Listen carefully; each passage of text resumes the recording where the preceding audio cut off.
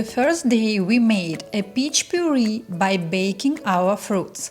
We divided this puree into 3 saucepans and we are ready to make all cake layers.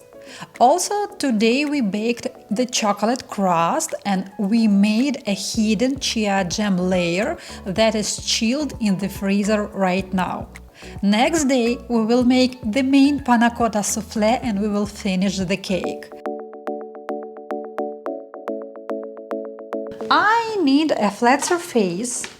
I put parchment paper on this surface. It can be any board or anything that you have really flat. I put my sponge upside down. I'm not going to trim the top or bottom. So with this sponge, with this cake, I already tested and this option would work perfectly. I remind you that I always use acetate strip for all my cakes when I assemble them because it's easy to remove cake once it is set in the refrigerator, and I have a separate video why I use rings, why I use acetate strip, and you can find it here.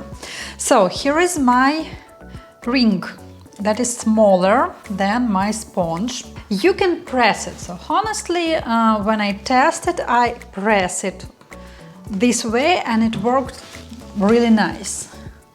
Yeah, if you want, you can cut it with the knife, yeah, this way. Anything that would work for you works for your cake.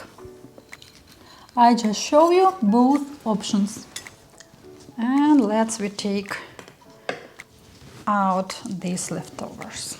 Now I want to put my acetate strip inside.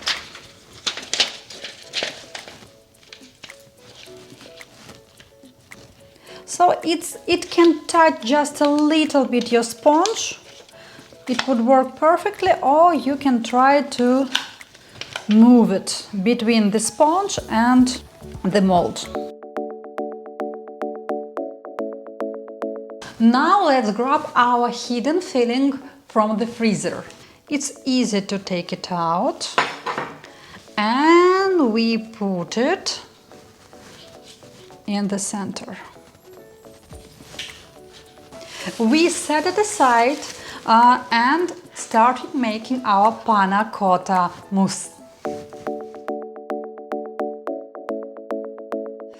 Our peach panna cotta will have a very simple ingredients. So you remember we have our peach puree into a big saucepan. Here is it. We kept it in the refrigerator. Then I'm adding coconut oil. You can add any plant-based milk and even water. I prefer in this recipe to use more fatty ingredients because peaches are like pure carbohydrates, like sugar, natural sugar.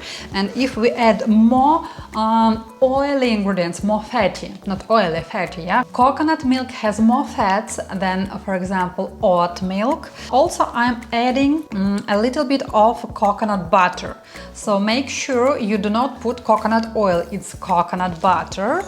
Also, it's healthy fats and it will give us a possibility to process our dessert slower than if we use only carbs in our desserts. And a little bit of sweetener, it's maple syrup. I remind you that you can skip maple syrup at all. If you're going to skip maple syrup, you need to add same quantity of peach puree and you'll get the same result. Here you are, and I also have some agar powder. We will add it a little bit later. So now we need to boil the mixture. We have here coconut butter, so make sure you mix it really well to have a one consistency. And before our mixture starts boiling, we need to add into a few steps our agar powder.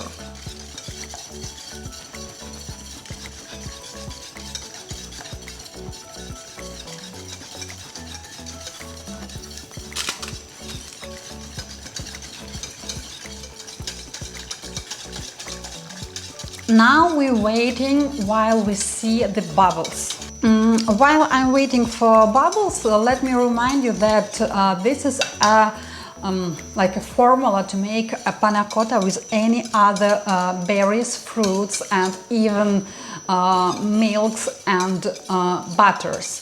By changing these ingredients but by keeping the same proportions, you will get very nice results. For example, you can make, let's think, you can make berry panna cotta. You can make a mix of, like I said, strawberries, blackberries and raspberries. Just make sure you deseed it, you remove the seeds, you stir it through the sieve, and you can put, instead of coconut butter, let's say, you can try to put cashew butter.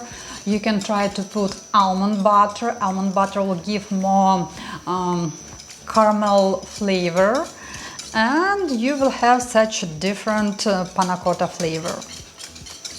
Of course, you can use peaches, you can use plums. I don't know, write me below what kind of panna cotta you love, and we'll discuss if it's possible to use those fruits or berries into this recipe. Okay, I see the bubbles. I need to set 1 minute, and let's boil it. You remember that I prefer to measure all my layers to make sure that when I cut the cake it will look beautiful. We have a little bit more puree. Hi, Max. Yeah, we're going to pour it inside of the cake and make a cake, right? So we need to pour 350 grams. 21. We need 350. 350. 350. Okay. And leftovers you can pour into the cups, and you will have amazing classic panna cotta. So we just made with you the main part of the cake. The next step will be decoration, and you can do decoration in about like 3-4 hours, or you can do it next day. I'm going to do it next day, and now we put this cake in the refrigerator, not the freezer. Let's move it to the fridge. No.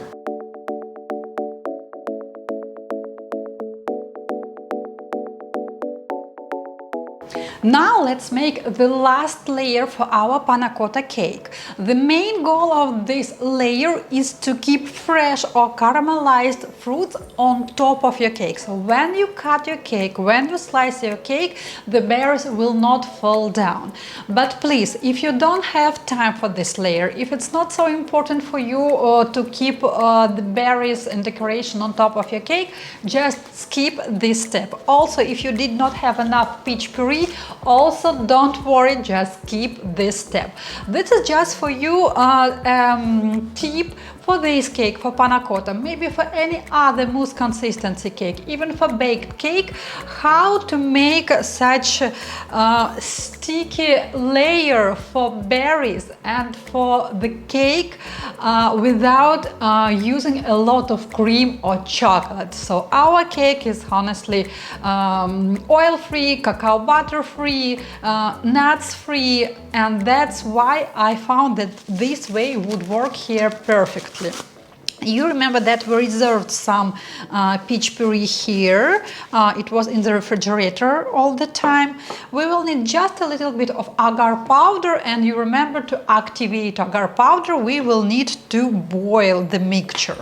And before we start, please remove your cake from the refrigerator. Let it warm up just a little bit. Also, important tip, before you start working on this layer, your berries, your decoration should be already prepared. If it's caramelized berries and fruits, please do it before making this layer.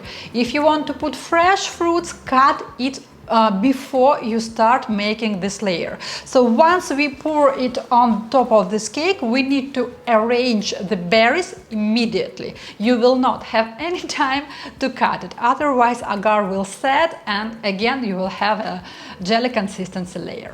We need to pour a layer here. It's a peach puree.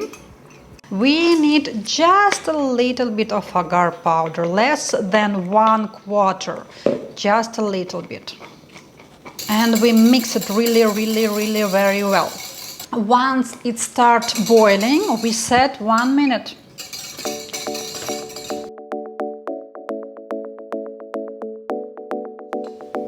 Now let's decorate our cake. We pour just a tiny layer of this cream. So it should be like just cover our cake top. Just cover. Here you are. We can wait for 1 minute and we pour leftovers into our Panna Cotta jars. You can see that I even didn't add any sweetener here, because we will have quite sweet caramelized fruits. And now we can start arranging.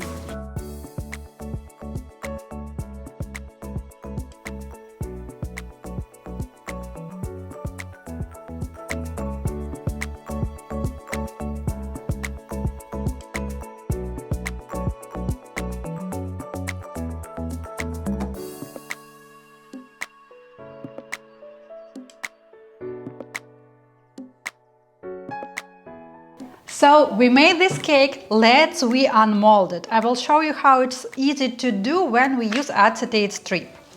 First I want to stick out my parchment paper. Then we move it to cake board by trying to put it in the middle.